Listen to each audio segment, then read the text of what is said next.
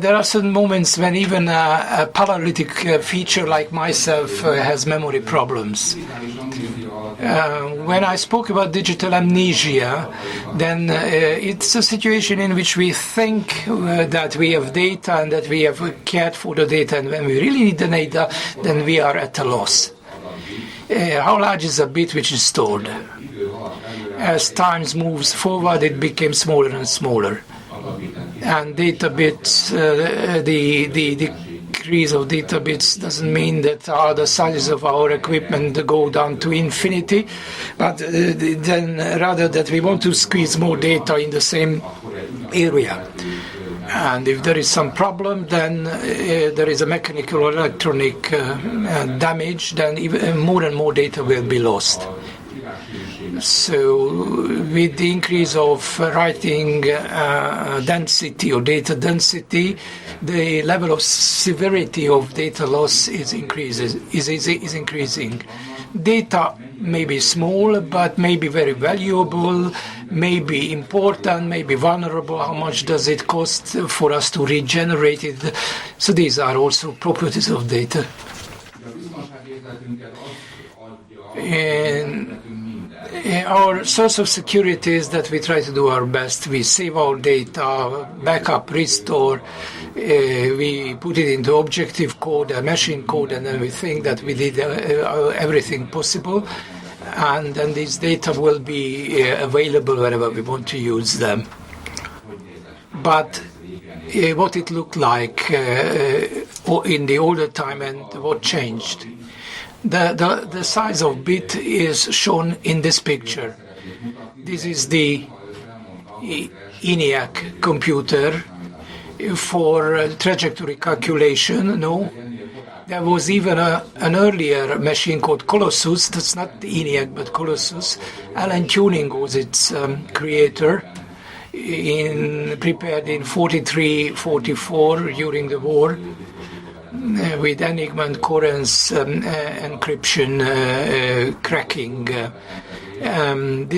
It was so secret, it was declared confidential for 60 years. It was a stored program unit, so digital amnesia appeared together with it, because whatever we store, we can lose. In Colossus, one electronic tube, it's more than one tube, one column represented one bit.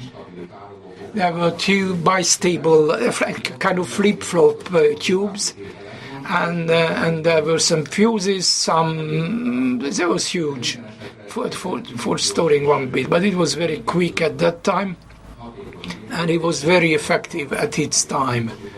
And that was the reason why it was classified for 60 years, and everyone remembered that ENIAC was the first instead of Colossus. ENIAC was much smaller. One bit were two tubes, which stored one bit. But there are no... This is John von Neumann next to ENIAC. Let's salute Neumann. And he played a very important part in designing ENIAC. And there was a company, a giant that has arrived, IBM, International Business Machine. This window is not for running Windows, but contained electronic tubes. There was a double tube representing one bit, one tube. You can see the size difference mechanically, but still we speak about performances of kilowatts. But in 48 that was a very good vintage year, because that was the invention of the transistor, and in 53 the first commercial transistor appeared, which is called a needle transistor, with huge amplification, amplification coefficients of 10, and then these were the discrete transistor machine. One bit stored in transistor, it is taken from an ITP or IBM machine, and this is the display util. And then probably you remember these old radios with the cat eye, the green cat eye. with which you could tune the radio, this green light of the very old radios. And then these cat eyes, the green cat eyes were there, and then you could see the values of the bits. In Hungary, Terta, which was a telephone factory, produced the first transistors, inverters, gates, separators, flip-flops can be built from gates. They had 3 types of supply voltage, and it could even work at 100 kilohertz, which was very high speed at that time. Robotron, East Germany, thick layer hybrid circuits. They built computers from NAND gates. And this is what the East German computer looked like from the inside. These are the panels, the boards. And since this machine was extremely quick, they really had to have short wiring because of the high frequency, and it could tolerate 1 megahertz of clock signal. And then the 4 times 2 input NAND gates appeared. Integrated circuits appeared. A simple integrated circuit, which is still in commercial traffic, 4 times 2 input NAND gates, normal and military type of design, and this military is as small as the SMT circuits today. And then data should be read in, for which we had the punch tape. Punch tape, 1 hole is 1 bit. Unfortunately, in practice, I saw that the manager was standing next to the reader. He checked the tape and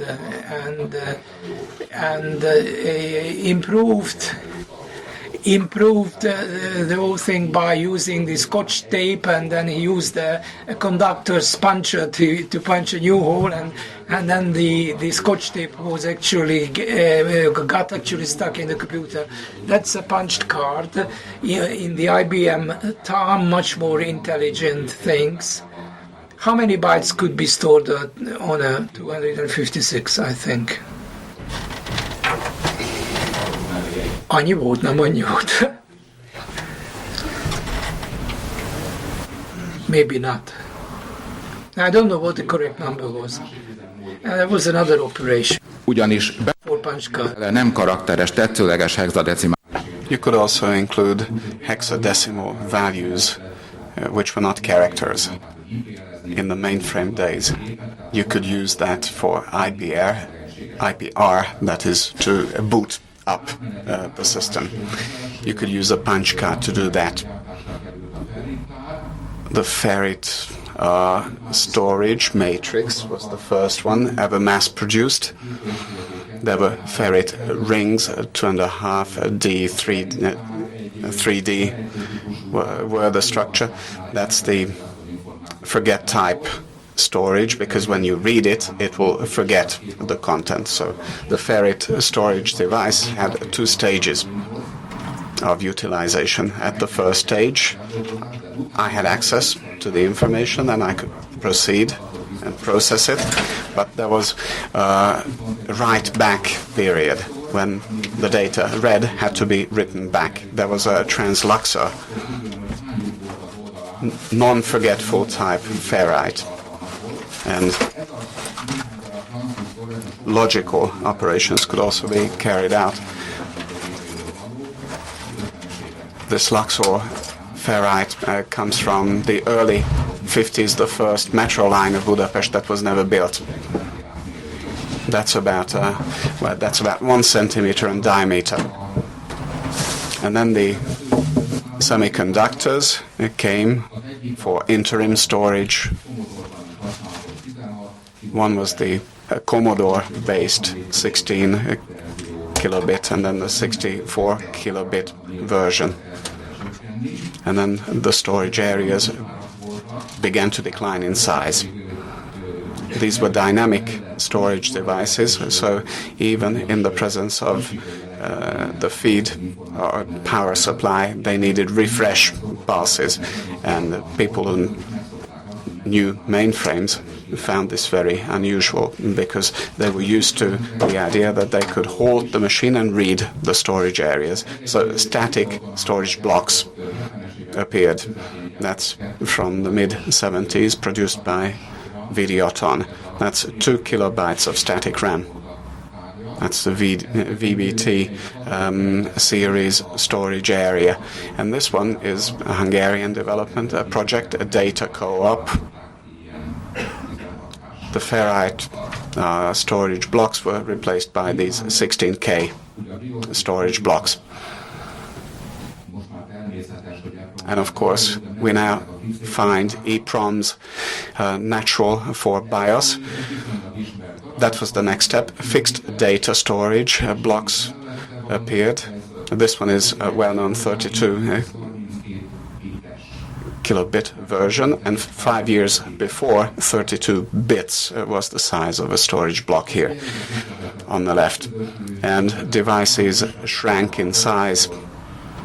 Storage areas became smaller, processors, CPUs became smaller, and then multi-purpose devices came along, and you could gain a lot using them, and you could lose a lot if you lost them. This one is based on a continuous power supply, and it has a 16 meg RAM portion. You could include any data, and the 16 megs for EEPROM, a complete static website, would fit inside this. And if you plug that onto a 9-volt battery and hide that somewhere in the machine, the network people will take a long time identifying and detecting its location. Now, at the same time as IBM's 360 series hit the market, lots of new devices came alongside. The magnetic drum, the data cell, which is like today's bank cards. It had those big magnetizable strips, and number 21, magnetizable disk. It had a capacity of 7.26 megabytes, and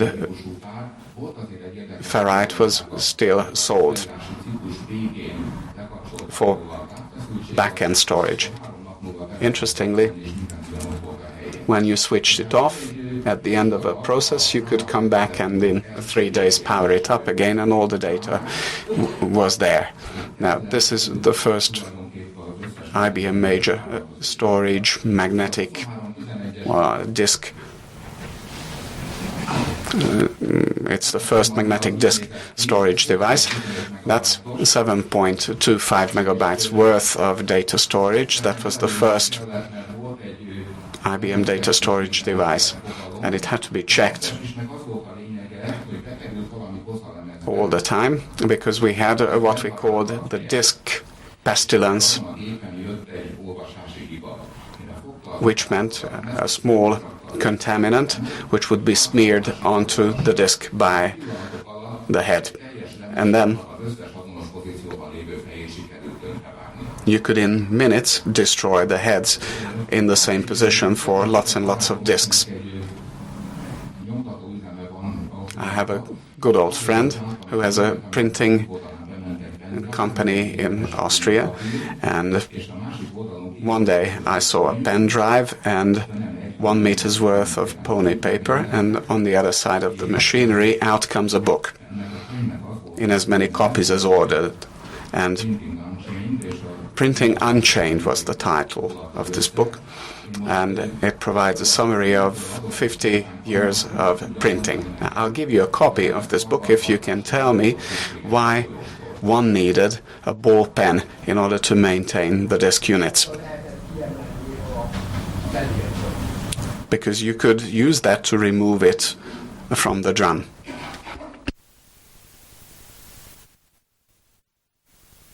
Yes, you'll get the book.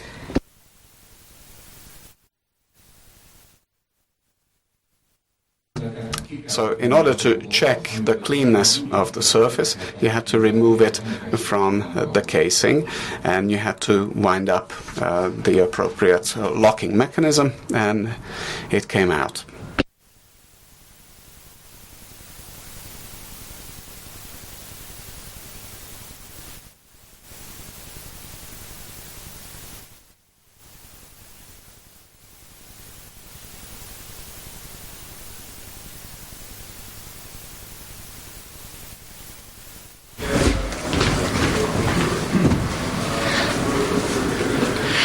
Tehát itt van a So here's 2311, the disk pack, which is photographed here, and that's a roll of Scotch tape at the top of it. So that's a spool of Scotch tape there. And an accessory is this ring. What is the ring, and what does it do? How does it work? When do you have to apply it, and when do you remove it? Yes, correct. Off mic. Sorry, no translation possible.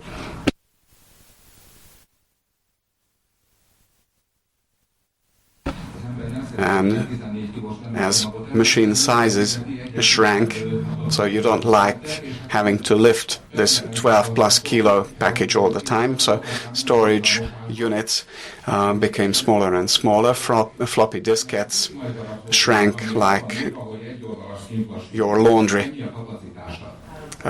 Single-sided, single density. What's the capacity? Who can tell me? 128. Yes, correct. You'll get one of those.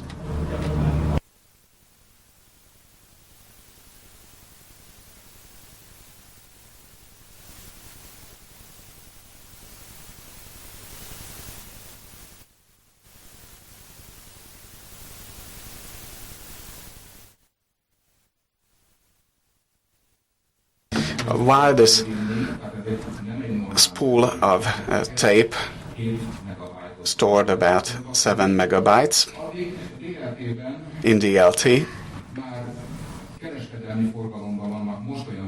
nowadays commercially available devices store 1 terabytes of data. So if I lost this small pool, or if in the tram it got magnetized by a power source, I lost 7 megabytes worth of data. And if I place DLT in such a place, I would lose 1 terabytes worth of information. So that's digital amnesia.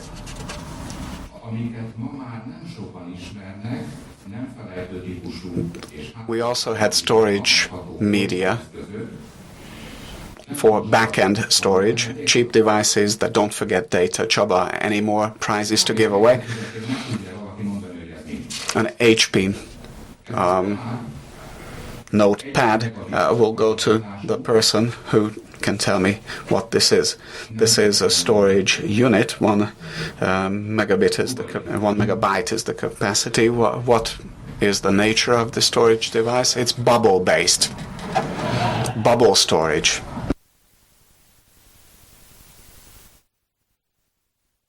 So that's a bubble memory, because it was developed because military personnel have these crazy ideas that even if there's a nuclear attack, data should not be erased. And this one is pretty insensitive to radiation or outside influences. So in military establishments it was commonplace, but unfortunately there hardly is any device around, not at least in Europe, that can read it. And we recently had news that Secret Service tapes should be read and data should be retrieved, but there are no readers, because IBM ASR, SETMB 5017 and the like were quite standard equipment, and you found them in all the corner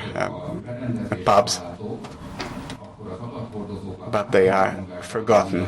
and people forgot to convert the data media when they migrate their system to a new medium. And regeneration, rewriting should take place every now and then, or retain units, as have the Americans. The analog MPEGs data tapes of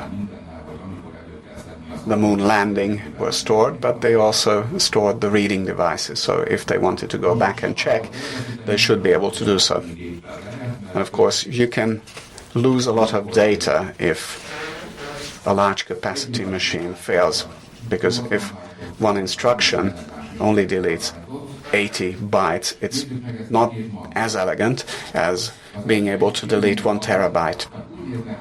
Terabytes, that is. And look at the tape devices. Here's a magnetic tape device. The tape is standing still, and the vacuum chamber prepares the tape, and then the feeding mechanism gets an impulse, and it speeds up. And then writing begins, 80 bytes, a few millimeters, and then it starts to break and will stop. The start-stop span is about 15 millimeters. So 30 to 33 millimeters is the actual processed tape length, and about 15 millimeters is the useful version, useful part. So if one block fails, then we've lost 80 to 100 bytes. But if in streaming mode the tape fails, breaks, you can kiss goodbye to it, because the servo band is damaged, and in the case of the IBM tape devices, 80% of the tape surface is a power serve area, and if that fails, then all of 1 terabyte is lost.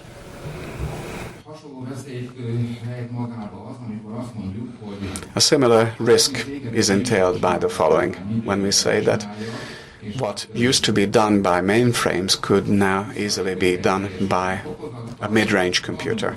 And you trade down by one category. You have a mainframe running MVS and VSAM and DB2. And we have nice backups stored, filed away in a secondary data storage unit somewhere.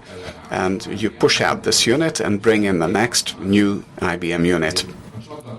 And we want to start using it. Now, there's a double pitfall in this. First of all, if you had a backup, you can't recover, because MVS and VSAM and MS management at the physical layer means 2 overlapping file systems.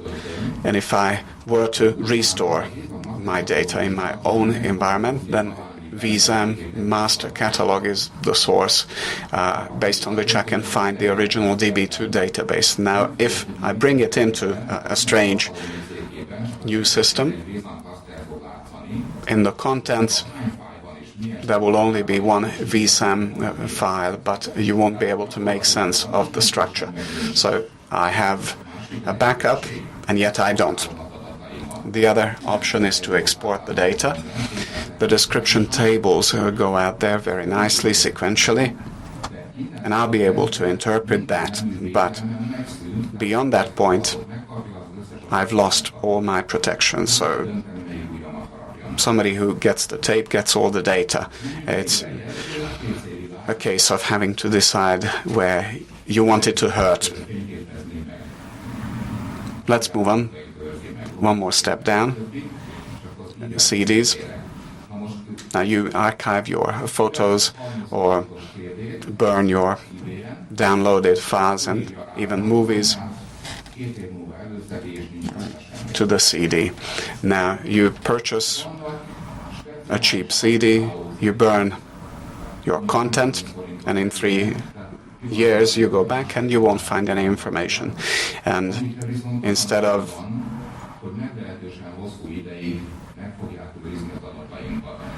$15. You get CDs for $1.50. Well, on paper, data should last 200 years based on the aging tests. It's likely to last 50 years if you extrapolate. So if you want to use CDs for archiving, it may be worthwhile to pay a higher price. Here's this wonderful device. It was very popular about 30 years ago. The interesting point is that it has two battery packs. One is for normal operation, and the other is a backup, which will keep alive the memory. And if you carefully replace the batteries, you can be sure, you suppose, that your data won't be lost. Yes, indeed, but it has a rubber keyboard, and after about 15 years, the rubber juice switches it on every now and then. So first the normal battery goes flat, and then the backup battery, and you've lost your data. And the other thing you hate losing is your SIM card of the cell phone. So there is one solution. This SIM card reader and archiving unit will read the information and store it for you in static RAM, not in flash memory. And if the battery goes flat, you no longer have the backup, and you will have lost your SIM card data. So these are the small tricks that lead to loss of data, and there are bigger problems as well. There may be a fire destroying the data in a data center or storage area. Then, if you want to be absolutely sure, then you need to archive data on two different kinds of medium and store them in two different places. Why do I need the two different media? That is, because let's suppose you have a tape, and you save that onto two different media. Let's say the tape unit dies and the tape head becomes defective, and it will scratch the tape. It's a read error. You call the storage facility and say, guys, I have a problem, bring the backup because I can't read the primary data source. And I mount the new tape, and the head is going to scratch it all along the same way. And that's why in the 1981 Data Protection Act, which has been repealed since then, there was a provision that backups must use two different kinds of medium. I'd like to show you this other interesting point. I'm not giving it away. What's the size of a bit? We didn't just have electronic computers, we also have electromechanic computers. This is one electromechanic bit. It's a relay. It's a mechanical relay which retains a switching position of 1 or 0. Konrad Zuse actually managed to build a computer out of these, and he succeeded, but it was a huge machine. That's all I wanted to say for the time being. Any questions or comments? Szépen, hogy ajándékot fogadj el tőlünk, ha már nagyon sok annyit adtál nekünk.